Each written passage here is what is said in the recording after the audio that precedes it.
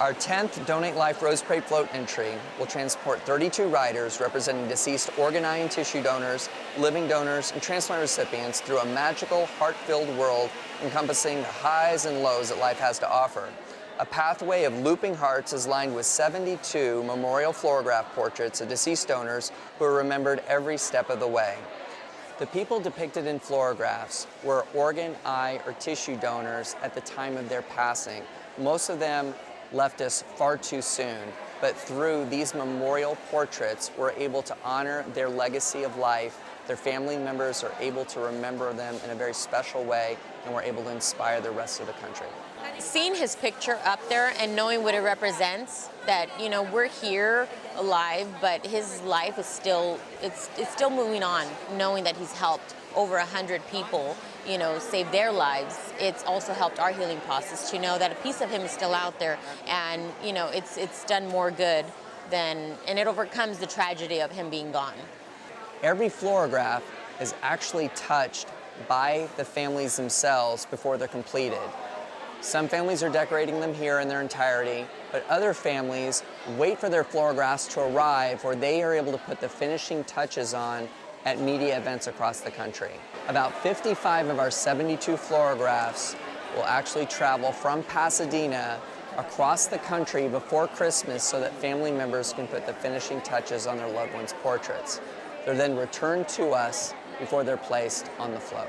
It is an honor because when Brittany passed away, she could have just passed away and that would have been it.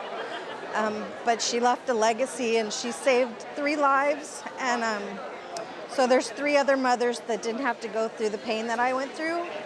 But I'm so proud of her that she chose to do this, and her legacy is going to be here forever. As a mom, your biggest fear is that your child's going to be forgotten.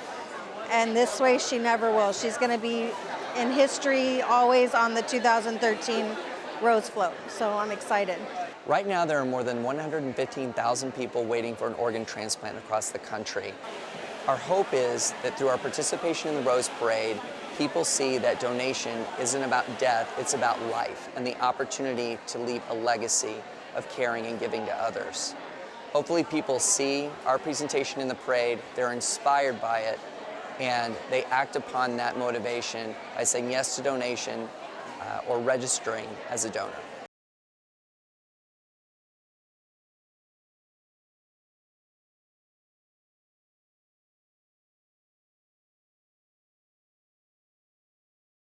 I am a liver transplant recipient 2 times actually. The first time was when I was 2 years old and due to a birth defect called biliatresia.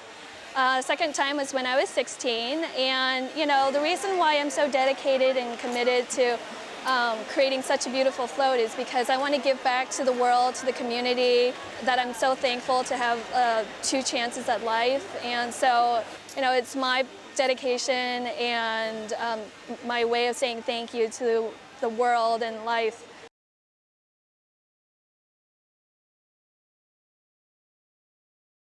But this is awesome. The Rose Parade was something that he went to. It was a tradition for him. And to be on TV in the Rose Parade, he was taken from us suddenly, but apparently he wasn't going anywhere. And he's still here, so luckily he gets to go down the Colorado Boulevard.